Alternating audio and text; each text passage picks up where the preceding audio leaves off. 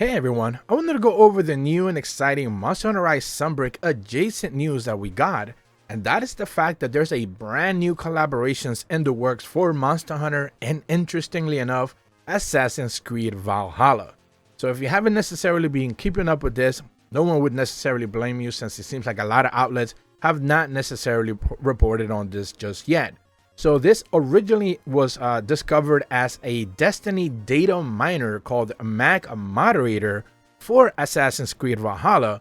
Ended up discovering, and what gives more credence to this is the fact that he discovered that there is going to be a Destiny and Monster Hunter armor collaborations making their way into Assassin's Creed Valhalla. This was, I believe, posted probably the 1st of December, if I remember correctly. Soon after that, the 2nd of December, so it might have been actually a few days by now, by the time that you're watching this, an official Ubisoft presentation for Assassin's Creed called the Assassin's Creed 2022 Showcase went ahead and revealed said Destiny and Assassin's Creed Valhalla collaboration.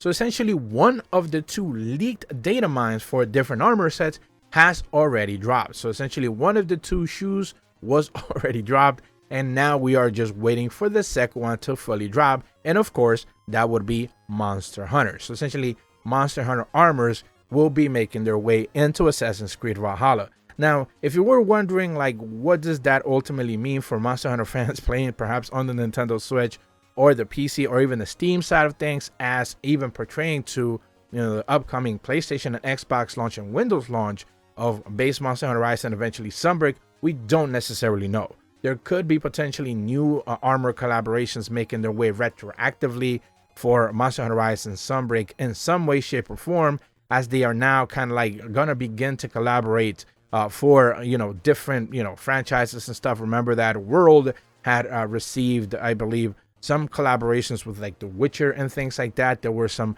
Assassin's Creed armors and base Monster Hunter World. So, you know, this is not necessarily new for these two companies to kind of like work together and, you know, give each other armor sets and stuff like that. So this might just be the beginning or a teaser or like a little bit of a signifier that, yes, Assassin's Creed Valhalla is getting some collaborations from Monster Hunter, but interestingly enough, maybe down the road, we end up getting something good on our side as well. So originally, I'm going to be talking about two specific articles. Forbes were the ones who originally got the article from Paul Tassi. Huge shout out to him for getting this specific news out there. But of course, the real leaker was Magmoderator, the Destiny data miner, who actually went ahead and discovered this. And soon after, Eurogamer also updated their article from Tom Phillips as well, who ended up providing more context to this. So I'm going to focus a little bit more on the Eurogamer article because it does clarify things a little bit better. Essentially, it reads as follows. This was the original update that they posted when the article was shared. Ubisoft's final update for Assassin's Creed Valhalla is now available, and earlier than expected, as it contains one last serving of story for those looking to see of heroine's eye voice and style. If there are a few surprises left in store, however, as spotted Destiny data miners Magmoderator, including armor sets themed around Destiny and Monster Hunter characters. Destiny's Crucible boss Lord Shanks and Saint 14 will be both been seeing their armor sets recreated in Valhalla. There's also an armor set designed to look like Monster Hunter's Odogaron. This is, of course, Monster Hunter World's original monster. These upcoming designs are not yet available in Valhalla, but will likely be made available via the in-game store for purchase. Now, they do speculate later in the article that maybe they would be revealed during the Game Awards, but of course, the Assassin's Creed 2022 showcase, the aforementioned showcase, did reveal the Destiny one, so maybe during the Game Awards, we would end up seeing, you know, maybe that Monster Hunter presentation, you know, showcase with Assassin's Creed Valhalla. We don't necessarily know. However, what gave more credence to this, of course, was the update that they provided afterwards on December 2nd, which says Ubisoft has now officially confirmed that Assassin's Creed and Destiny's crossover event, which will be seeing a sci-fi armor for sale in Valhalla later this month, as well as Assassin's Creed Stars and Destiny 2. The collaboration will go live on December 6th when Destiny cosmetic themed around Lord Shanks and Saint 14 will become available to buy in Assassin's Creed Valhalla. Assassin's Creed themed items can also, I can see an Apple Eyes style ghost shell when they go live in Destiny 2 Eversea shop. One final note, the Ubisoft confirmed that with a free weekend in Valhalla is on the way, you'll be able to dip your toes into Ivor's Viking adventure at no cost from December 15th through the 19th. I believe this is obviously going to be available on either PlayStation or Xbox consoles, but do keep in mind that if you have like PlayStation Plus, Platinum, or whatever they're calling it now, I think it's already available there. I believe all the most recent Assassin's Creeds are available through that specific service if you have it.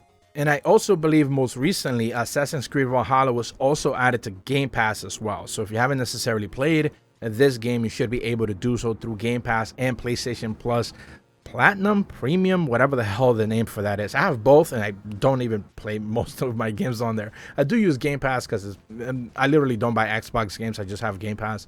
But on PlayStation, I do, because there's a lot of games that are not on PlayStation Plus Premium, so I do end up buying a lot of PlayStation games.